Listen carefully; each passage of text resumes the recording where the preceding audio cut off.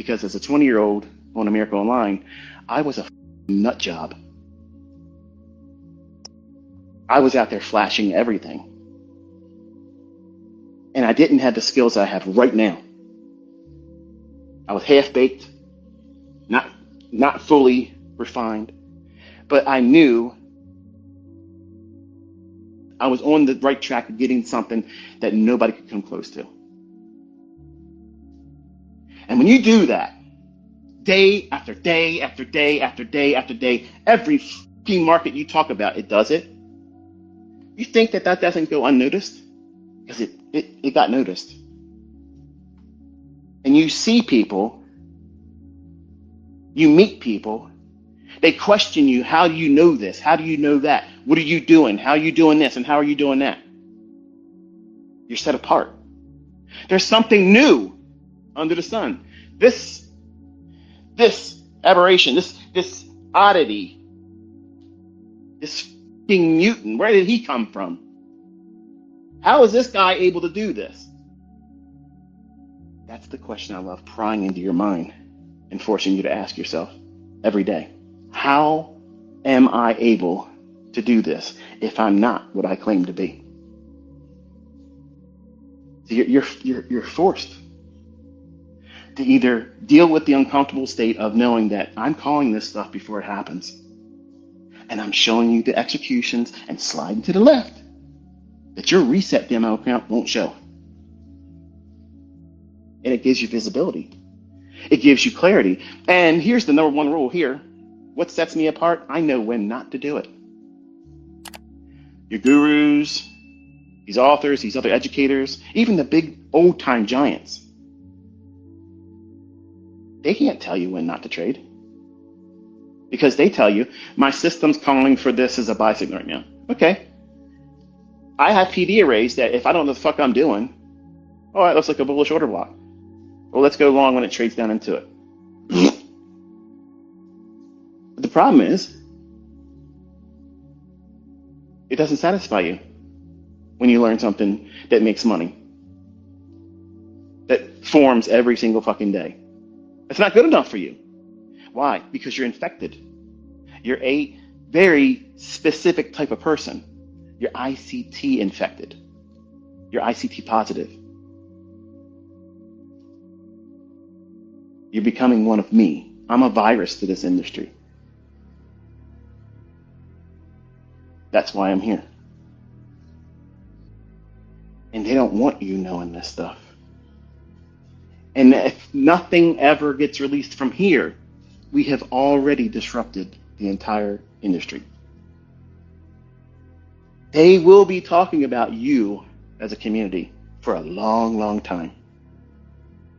And all of you that are learning, that are becoming pillars, I promise you, there are people that are about to spring onto the scene that make Kyle and King look like they just started. And gentlemen, that is not meant to be making a negative remark against you, because what you've done is exceptional.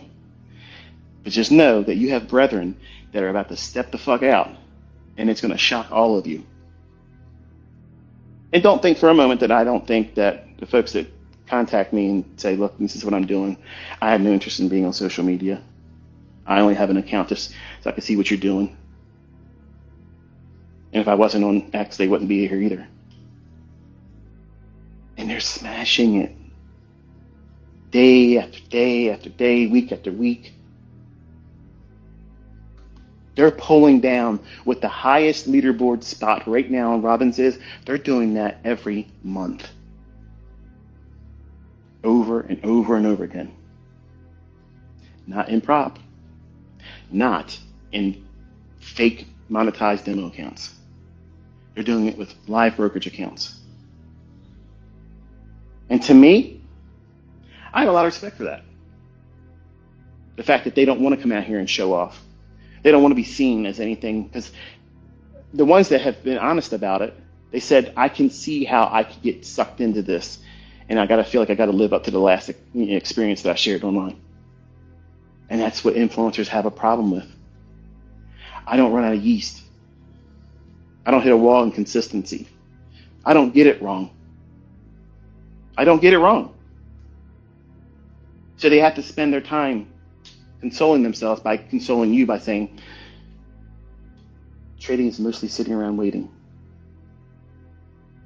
Trading isn't a perfect scenario where you can avoid a lot of the losses, accept and warm up to the idea that you're going to lose a lot. I don't tell you that. I don't tell you those things. In the beginning, you will suffer that. You will go through that because that's where you discover who you are. You discover the very things that you self-destruct with. Performance anxiety, keeping up with the Joneses expressions in mine here, where you see people, like even myself, just shy of 150,000 just this week, and I didn't trade everything that's available. Bro talking about, I've been doing this account for a month and a half, and look at what I'm doing. I did it in 3 fucking days and didn't even try. Again, there's a meme. There's this little cheetah.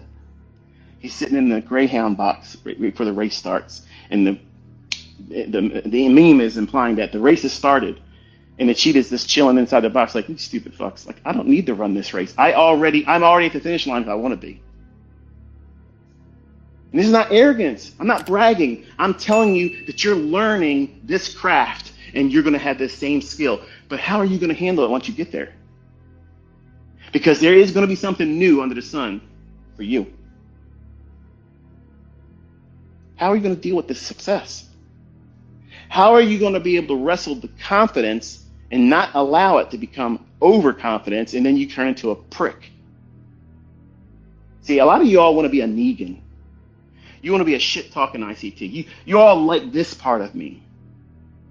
But I only use this caricature to get your attention, hold you in place, to listen. Because I always come back around and bring you Mr. Rogers. Give you a little bit of Bob Ross. But I got to get your attention with the abrasive stuff. Because that's what sells wrestling. It ain't the bullshit they do inside that ring. It's the shit talking. It's the promos. It's the shooting. That's the stuff that I fell in love with as a young man. And the people I loved to hate made me so mad. And the people that I looked at as a hero inspired me. Yeah. This one's going to do this to me, and he's going to beat you up. And I tackle those very things in my presentation. And I capture your attention. And I hold your attention with that stuff. And I know there are people that have little dick energy. They don't like when I do this because they think, oh, look, he's bragging. He doesn't have a track record. So look at what I'm fucking putting down every day. These people that talk that shit, they never come here and wrestle me. They never stand side by side. Let's do it. Something happens always. Something always fucking happens. I'll tell you what it is. It's Velcro balls, okay? You can put them on and take them off. Mine are attached to me. And I'm dragging them behind me every fucking day on social media, asking someone to step on them. I dare you to step on them. But they won't do it. If everything out here is something better than what you're learning, why don't they come here? Why don't they show it?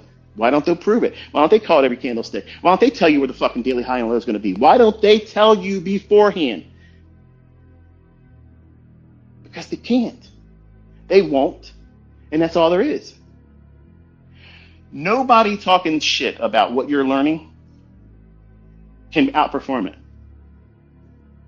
Just remember that. That's what I'm trying to show you. When I do these types of things and I make these public stunts and stand out here and beat my chest, it's not because I need that. I do it as a reminder to the ones that are weak-hearted, that you're just easily influenced by other people. What do you think fucking matters more? Seriously. Anything that I could show over the last 33 plus years, which could be fabricated. I got a lot of fucking money, folks. I could pay people to do things that make everything I've ever done look like it's rainbows and fucking gumdrops. And a lot of you people would foolishly believe because it was presented in a well-presented with a ribbon and all kinds of lights and spotlights on this and accolades here and talked about this and stuff. That's what used to be able to be employed on people to scam them. But you know what separates the people that are bullshit? The ones that won't come out there and tell you what's going to happen beforehand. The ones that won't put an execution on, that won't place a fucking stop loss and know that it won't be hit. I said that right. It's not going to do anything but this. Just focus on this. Look at these levels. Fuck everything else. Don't listen to anybody else. This is your mark. I'm your spotter every week. You're training to be a sniper. The spotter's job is get range. Where's your range? What are you aiming for? This level. Are you shooting downwind or upwind? Bullish or bearish? I've already given you the skill set. I've already given you the ammunition. The ammunition is a PD arrays. What caliber are you gonna shoot with? 5.56, 2.23, 30-06, 50 cal. Pick your poison, baby. 9mm, 22 long range. In deference to the ladies just starting out. A little bit of recoil. Still putting rounds on target. See, I make a mockery of everything else. And if a 20-year-old knew what I know right now in me, it would have been a monster. Like, it would have been a monster. But over the years, I have been humbled. May not sound like it, but remember, you're listening to a caricature. You know what a caricature is? It is an expression. It's an impersonation of something that is not the actual person. When you look at Brad Pitt, when you look at George Clooney, when you look at Robert De Niro, who's become a real piece of shit as recent, and Al Pacino, okay? The characters that they play in the movies, that's not them. They're artists. And on social media, you have to be a character. You have to be. Or you have to be naturally interesting. I'm not naturally interesting. In my real life, away from all of you, when I'm not teaching, I'm a very, very frumpy, boring introvert. You would never hear me talk like this if we were in front of one another. But I have to put this persona on to hold your attention because you're not going to listen to the boring stuff. I've done it for a long time. I did it on Baby Pips and nobody was paying attention. Sure, they like the little intros and they like the little vignettes of me putting in sniper stuff. And I was trying to find my way to tap into the group that I wanted because men love to talk shit. We do. Women, not so much. The ones that should have been men, do. Or they pretend they're men. They do. Mona, hello. The idea of looking for this attention, this I need to get attention on myself. I'm giving that to you. I don't need this. But I know that that's what my listeners want to do in their own lives. They want to learn a skill set so they can step out there and do what they think I'm doing right now. But I'm doing it in a setting that's not monetized. They want to do it where they are monetized. And I'm not saying that's a bad thing. Get your ends met.